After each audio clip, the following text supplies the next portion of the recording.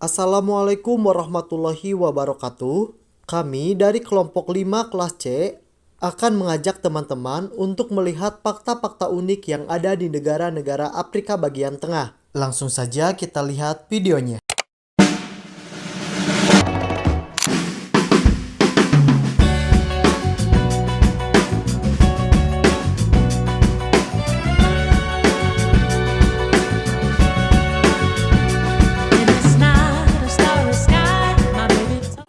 Yang pertama, ada negara Ethiopia. Salah satu keunikan yang menjadi ciri khas dan juga budaya dari suku Mursi adalah piring bibir besar yang dikenakan oleh para wanita di suku itu. Tradisi ini terlihat mengerikan karena setiap gadis yang berusia sekitar 15 tahun akan melakukan hal tersebut. Bibir anak gadis ini akan dibelah, kemudian dimasukkan lempeng yang disebut debi. Lempeng ini bisa terbuat dari tanah liat ataupun dari kayu. Mereka memberi warna dan menggambar debi tersebut agar memiliki motif yang bagus dan juga menarik. Selain itu, mereka juga harus mengganti dengan yang baru untuk tahun-tahun selanjutnya.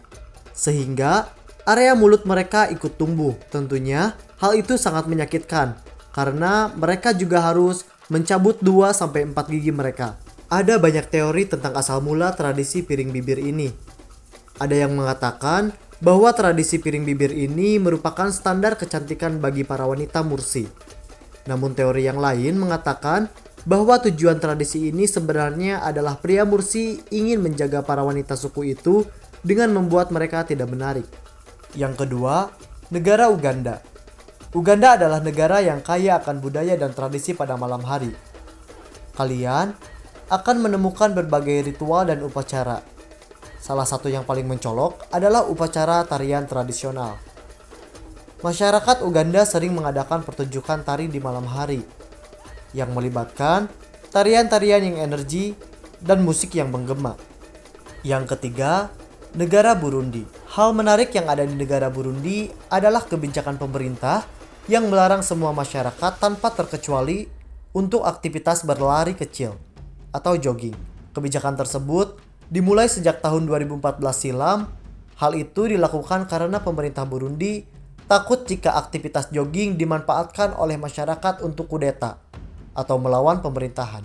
Yang keempat, negara Rwanda. Rwanda mempunyai salah satu program unik yang diluncurkan Paul Kagame untuk mengentaskan kemiskinan, yaitu program Girinika atau sapi untuk semua. Pada tahun 2006, program Girinika memberikan sapi gratis kepada keluarga-keluarga miskin di Rwanda. Sapi-sapi ini diharapkan dapat meningkatkan produksi susu, daging, serta pupuk. Selain itu, program Girinika juga bertujuan untuk mempromosikan rasa kebersamaan dan solidaritas di antara masyarakat Rwanda dengan mewajibkan penerimaan sapi untuk memberikan anak sapi betinanya kepada tetangganya yang belum memiliki sapi. Yang kelima, negara Somalia. Somalia disebutkan sebagai negara pertama yang memeluk Islam, bersumber dari Republika selama lebih dari 1400 tahun. Islam menjadi bagian besar dan penting dari masyarakat Somalia. Fakta itu tentu wajar, mengingat nenek moyang orang Somalia adalah bangsa Arab yang berasimilasi dengan penduduk setempat abad ke-7. Kabarnya, hampir seluruh penduduk Somalia yang berjumlah 14 juta jiwa adalah Muslim Sunni. Yang keenam, negara Chad. Chad memiliki sebuah danau bernama Danau Jalan Permata Biru yang membelah batas 4 negara, yaitu Chad, Nigeria, Niger, dan Kamerun. Dulunya danau ini menawarkan pemandangan yang eksotis, menempati posisi ke-17 sebagai danau terbesar di dunia, dengan luas mencapai 26.000 km persegi. Danau ini bukan sekedar kumpulan air tawar, melainkan urat nadi dari warna kehidupan bagi kawasan Sahir yang tandus, menjadi tonggak ekonomi pertanian serta keberlangsungan hidup jutaan manusia. Namun demikian, tragedi telah menimpa Chad layaknya sebuah epik yang menyedihkan, di mana Danau Chad mulai merintih menyusut hingga 90% selama rentang 6 dekade terakhir. Hal ini disebabkan oleh sebuah kombinasi fatal berupa penurunan curah hujan. Yang ketujuh, negara Sao Tome dan Principe. Pemandangan yang paling mencolok di Taman Nasional ini adalah Pico Cau Grande, yaitu gundukan tanah yang menjulang tinggi dan berbentuk seperti jarum. Warga lokal sering menyebutnya sebagai Menara Hitam. Dengan menjulang tinggi 300 meter dari daratan, Pico Kau Grande sering ditutupi oleh kabut dan lumut, serta memiliki tingkat kecuraman mencapai 80 derajat. Yang kedelapan, negara Sudan Selatan. Sekilas tidak ada yang aneh dengan suku Mundari ini. Selayaknya, suku Afrika lainnya berpostur tinggi berkulit gelap. Namun, lihatlah rambut mereka yang warna kuning. Ya, mereka suka dengan warna kuning. Ini bukan disemir, tapi efek dari sering keramas dengan kencing sapi. Ketika sapi kencing, mereka langsung menjulurkan kepala mereka dan membasuh kepala mereka dengan kencing sapi. Setelah seluruh kepala basah dengan urin sapi, mereka melumuri kepala mereka dengan tanah dan membiarkan sampai kering. Inilah kenapa sebagian suku Mundari berambut pirang meski kulitnya hitam. Urin sapi yang bersifat asam mampu membuat warna hitam rambut menjadi luntur. Selain itu, sifat asam urin juga diklaim menjadi antiseptik alami. Yang kesembilan, negara Tanzania. Etnis Hadzabe atau suku ini sebagian besar tinggal di Taman Nasional Serengeti. Dari pengujian genetik, suku ini ternyata telah berusia lebih dari 100.000 tahun yang lalu. Suku Hadza berbicara dalam bahasa unik yang dikenal sebagai bahasa Hadza, yang menggabungkan suara klik dan letupan serta suara yang lebih familiar. Seperti inilah berbicara suku Hadza.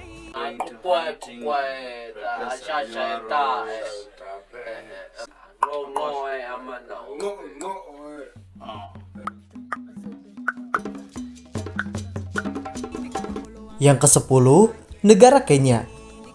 Kenya memiliki tarian lompat Masai atau Adumu. Tarian ini merupakan tradisi suku Masai di Kenya. Tarian ini merupakan cara tradisional bagi para pria untuk memamerkan kekuatan mereka dan menarik perhatian seorang wanita.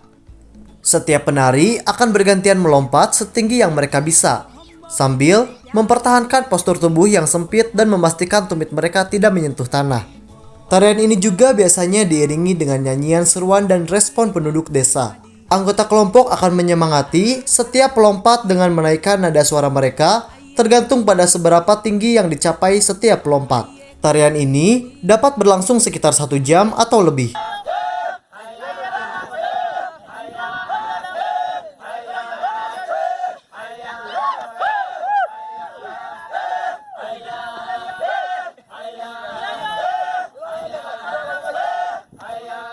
Yang ke-11 dan 12, negara Republik Kongo dan Republik Demokratik Kongo memiliki sebuah kelompok yang berkembang di dua negara tersebut.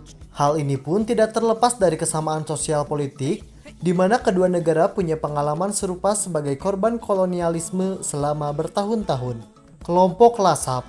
Mereka adalah sebuah kelompok yang mempresentasikan sekumpulan orang berpenampilan mencolok.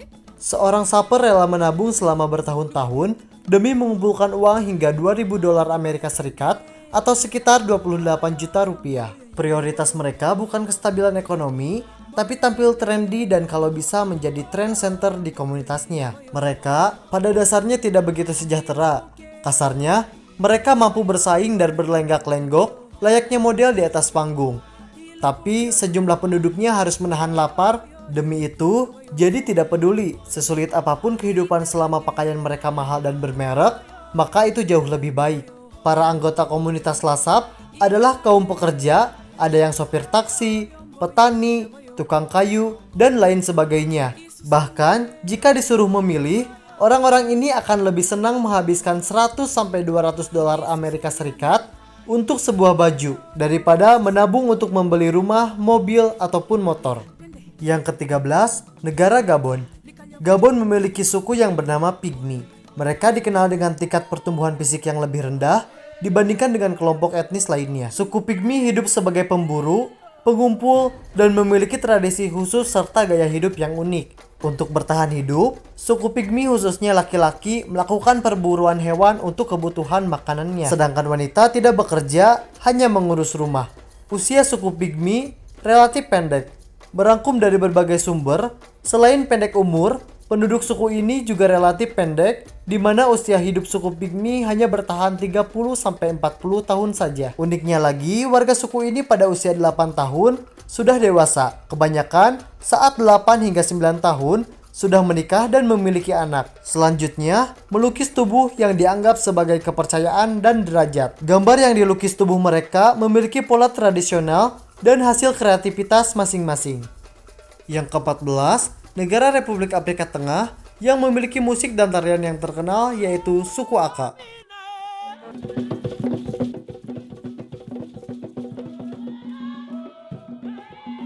Yang lebih membanggakan, ternyata mereka juga pernah tampil di Eropa. Jenis musik dan tarian lain yang terkenal bernama Jokela yang menggabungkan irama upacara di kawasan pedesaan dengan musik dari perkotaan. Yang ke-15, negara Gini. Setiap tahun antara Februari dan Maret, karnaval paling meriah dan penuh warna di Afrika diadakan di Gini. Campuran tradisi Afro Brazil dituangkan dalam festival populer, termasuk parade topeng dan pertunjukan tari yang menarik. Tradisi yang diperbarui dan diperkaya dari tahun ke tahun menampilkan kegembiraan hidup yang tak terkendali dari penduduk setempat. Di ibu kota Bissau, pemain sulap, seniman, dan pemakan api bersaing dalam konteks akrobatik. Sementara genderang memeriahkan tarian para penari muda yang mengenakan rok rapia. Dan yang terakhir, negara Kamerun. Ngondo adalah festival tradisional yang dirayakan oleh suku Douala yang tinggal di wilayah pesisir Kamerun. Festival ini berlangsung setiap tahun di sepanjang Sungai Wuri untuk menghormati leluhur mereka yang dianggap sebagai pelindung sungai. Acara ini melibatkan ritual spiritual yang dilakukan di sungai, termasuk penyelam tradisional yang mengambil pesan dari roh leluhur di bawah air, serta tarian, musik, dan lomba perahu.